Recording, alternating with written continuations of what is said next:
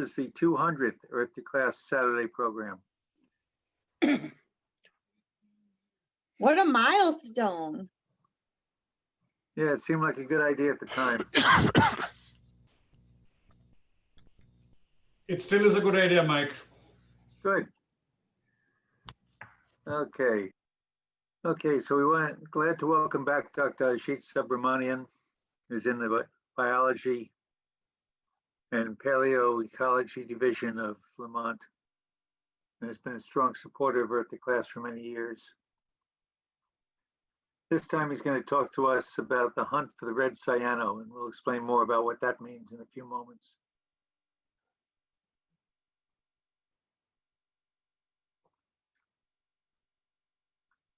The area that we're going to be focused on today is in the South Pacific, near Fiji.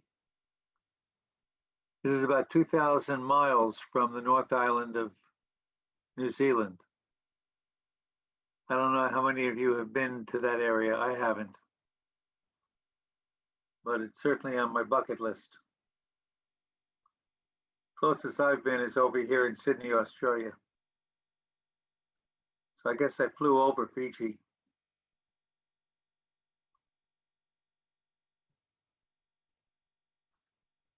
And the organisms we're interested in today are part of the phytoplankton at the base of the marine food webs.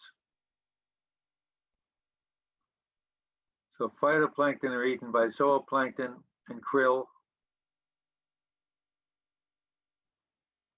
And they may be many stops away from some of the higher organisms like killer whales, but only 2 stops away from the blue whale who feed on the krill.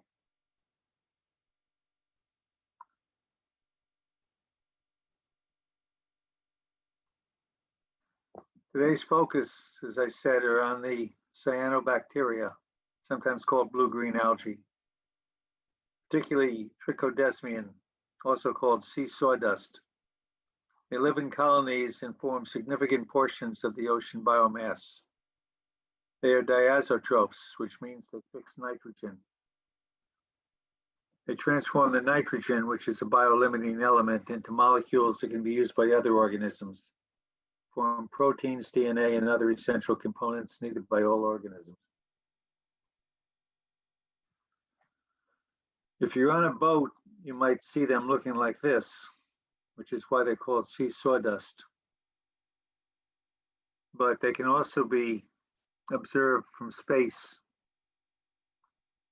We get blooms of them at various times, which can show up in satellite observations.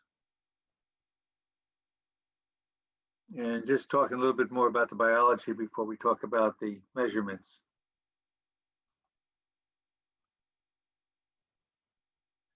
The nitrogen fixing organisms can create nitrates, NO3, which can then be brought into various organisms and plants, which would then go up into the animals.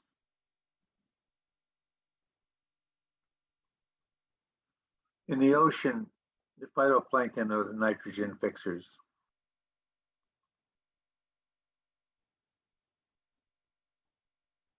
And they're part of these types of cycles.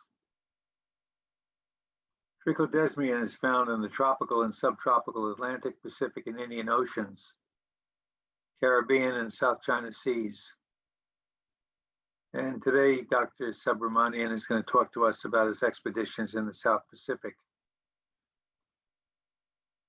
Very disappointed he went to the South Pacific without me, but we're still on speaking terms.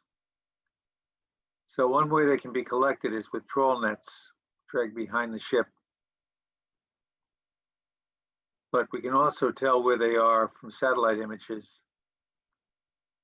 The organisms absorb certain wavelengths, and the satellites can tell how much of the wavelengths are present in each box or pixel that it's observing.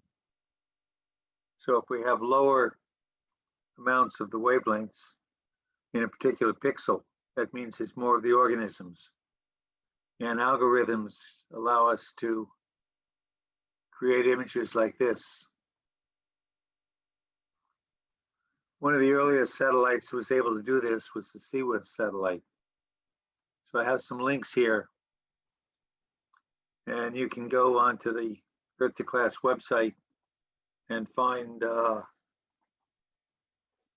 these links and then study more about this at your own. Another part of the presentation today is going to deal with pumice.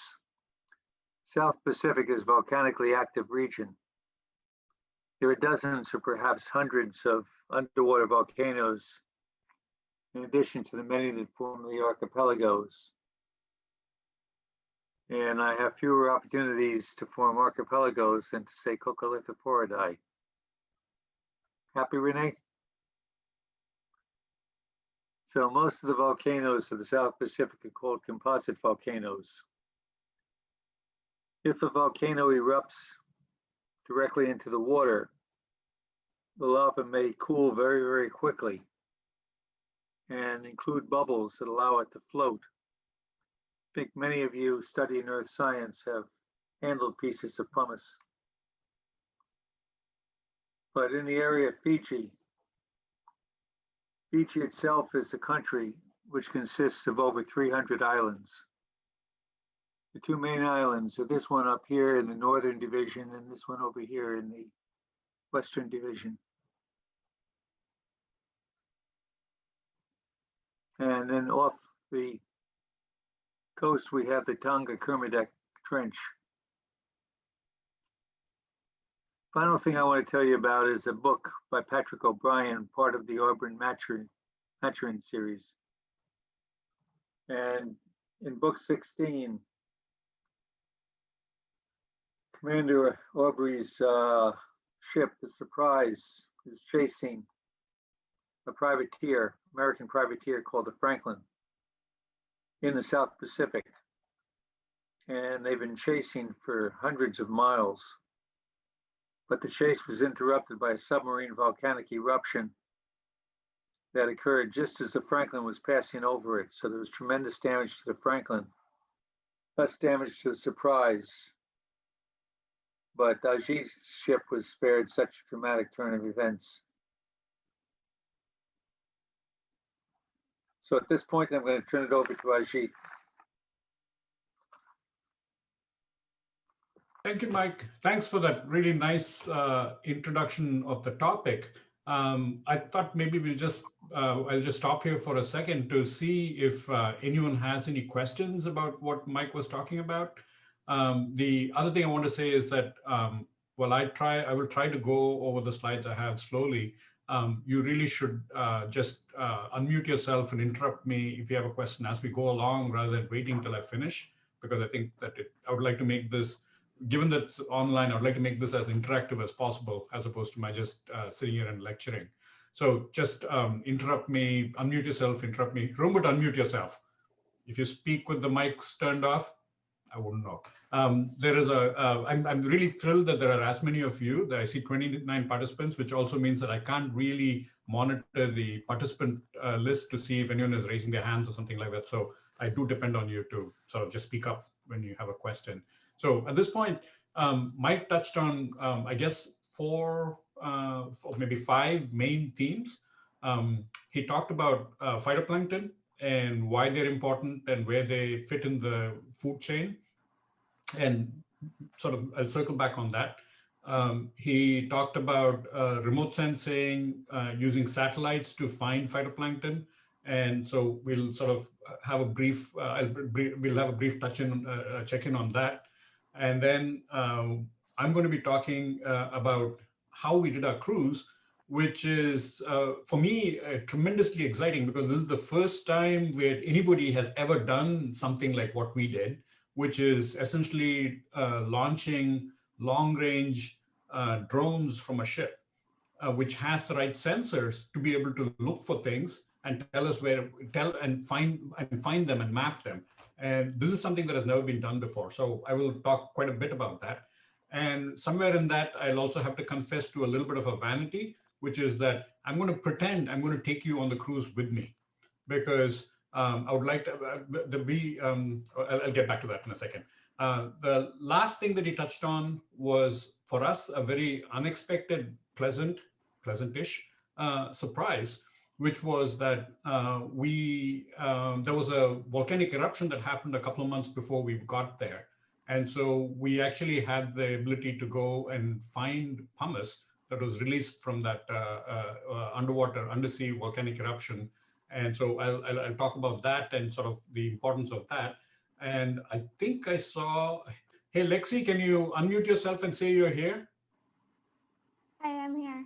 Okay, so Lexi is a graduate student in Canada, and I had brought back some samples of pumice from the cruise, and she's doing metagenomic analysis on those samples to figure out what organisms are growing on this pumice. So these are like the 5 main topics I'm going to hit. Again, like I said, just stop me and ask questions when you have them, rather than waiting till it's all over. So with that, I am going to share screen. And off we go. Okay, so I call this presentation The Hunt for the Red Cyano. Clearly trying to play on words and get cute there. But the real reason here is that trichodesmium, which is the cyanobacteria that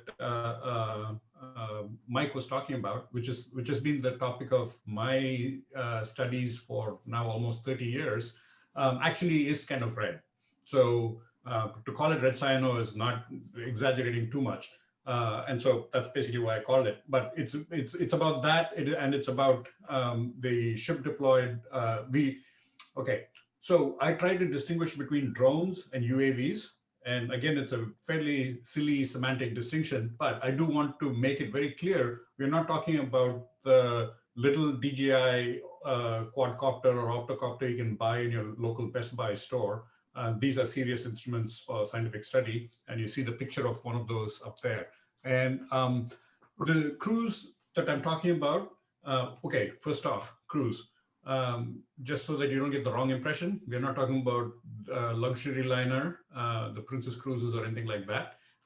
We use the word cruise in oceanography to designate a field expedition. For me, field expedition, field campaigns sound a little heavy. They have a militaristic sense to it, and I really don't like that. So we say cruise, but there's no sort of a comparison between going out on the Norwegian seas, big ship with 5,000 people. Most of the cruise ships that we go out on are fairly Spartan. They can be anywhere between 80 and 300 feet in length, the size of the ship, and they carry anything between 30 and 80 people. We can be gone for as little as a few days and as long as 2 months. Very few cruises last much longer than that. Some do, but very few of them last. The regular scientific cruises last longer than that because they run out of supplies. Having said all that, I have to say that this cruise that we went in 2 years ago for this particular project is as close to a luxury liner as I can get. It is operated by a private foundation called the Schmidt Ocean Institute. The foundation was founded by Eric and Wendy Schmidt. Eric Schmidt used to be the CEO of Google. So some people sometimes call it the Google ship. It is absolutely not the Google ship.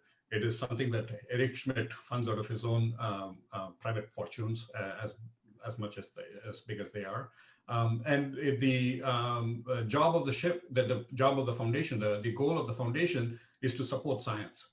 So what the foundation does is it makes the ship freely available. So we pay nothing for it, and provides us the platform for us to do the research we want to do. And like I said, the reason this is unlike any other ship I've been on is that this is as close to a luxury liner as it gets. The whole approach of how they do science and the people they have on board is just absolutely amazing. So anyways, this is the background on the cruise. And as a part of the deal with the Schmidt Ocean Institute, they send public, they have an artist at sea. So almost all the expeditions that they support have an artist that goes out with them to make public art. And they almost always have an outreach person on board who makes material that is easily digestible by anybody. And we were really lucky to have an outreach person called Alex Engel, who took most of the videos and photographs that I'm going to be showing. So big acknowledgement to him. So on that note, I will, my acknowledgements are to the Schmidt Ocean Institute, Chris Zappa, who is the PI, the captain and the crew of the Falcor, Aaron Farber and the Latitude crew. That is, Latitude is the name of the UAV, the drone that we used. I had a grad student, Kelly Lewis, who worked with me on this cruise, and Alex Engel for all the videos and photographs used in this presentation. So to go ahead and use yet another movie to throw it in there is we basically had the mission. We're going to go find red cyanos, trichodesmium, and we want to study it. And there are reasons why we want to study it, and I'll get into that after this video. So now the video is less than 8 minutes, so I think that should not be a problem.